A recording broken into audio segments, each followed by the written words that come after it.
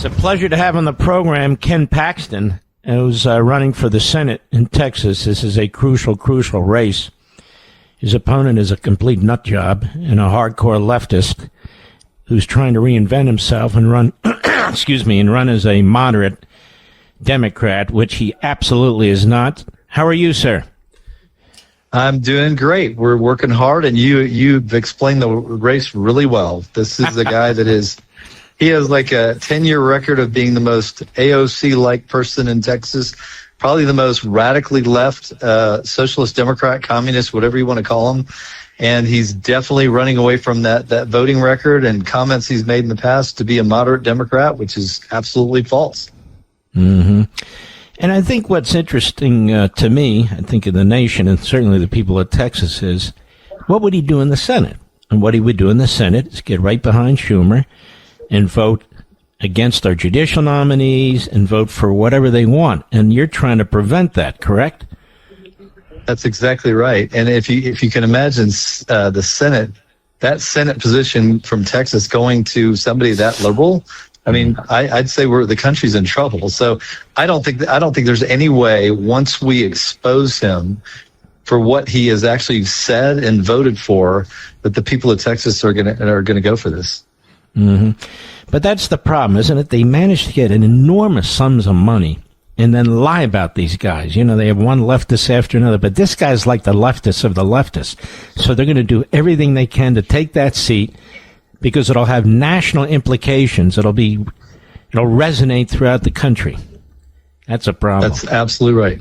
That's exactly right. And that's why you see so much money coming in from California and probably overseas. They definitely view this as it would be a big win for them. It would change the nature of Texas. And I don't think we could hold the Senate if we lost the Senate race. Tell us your big positions. There's 3, 4, 5 big positions, if you can get in there. So the number one thing for me is the Save America Act. And the reason that is so important to me, I fought on election integrity. We had the same thing going on in Texas that they did in Georgia and Michigan and Wisconsin, but we fought it. And I had to win 12 lawsuits in very liberal counties and get around the liberal courts of appeals in these liberal counties. And we ended up winning all 12 lawsuits. But that bill, in my opinion, if we don't pass that, we're going to lose the country, as these Democratic states consistently, cheat. And they don't have photo ID, and they don't have their voter rolls cleared of illegals and dead people, and they're using the mail-in ballots to collect votes when we have no idea who's voting. So that would be my number one priority, because everything else, if we can't fix that, we lose everything else. So beyond that, the federal deficit is a huge problem. I think we have to start addressing. I'm very interested in making sure that we have constitutional conservatives. So I'm very interested in serving on the Judiciary Committee, if I can, to make sure that we have judges that are conservative. And I'm definitely somebody who's very interested in what's going on with China, because I think they are our most, our biggest challenge economically and militarily.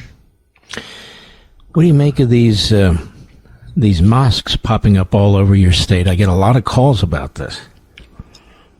Well, it's interesting. I mean, we have the First Amendment, and any religion can worship however they want to. The problem is Sharia law, and this idea that they can have their own separate laws or just violate ours. So I've been involved in some lawsuits over that, because some of these developments have not followed state and federal law. And if you're going to operate in our country, you can worship however you want to, but you have to follow our laws. You can't ignore the Constitution.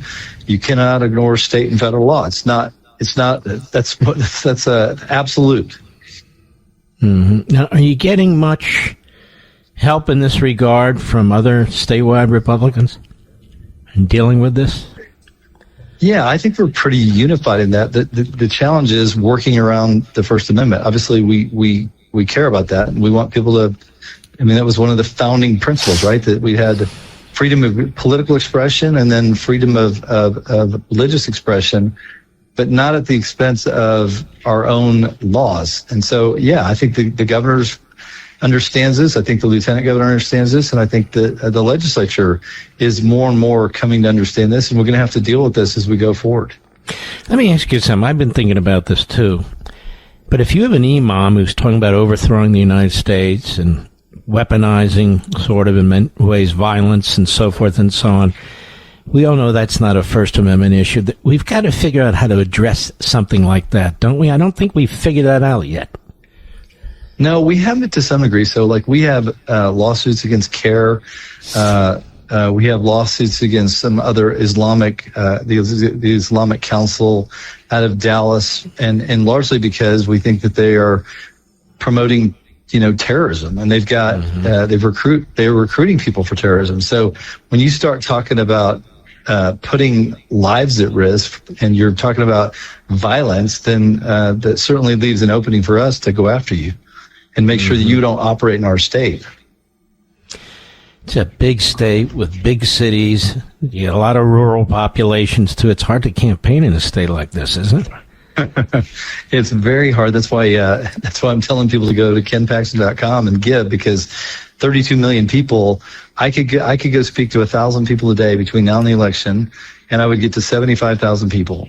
Yes. There are going to be 10.4 million people voting. So without some type of money to get into the media and make sure that people know what this guy believes, and we're going to target, obviously, different areas care about different things. But if we let people know the positions that he has on boys and girls sports, which he's voted for.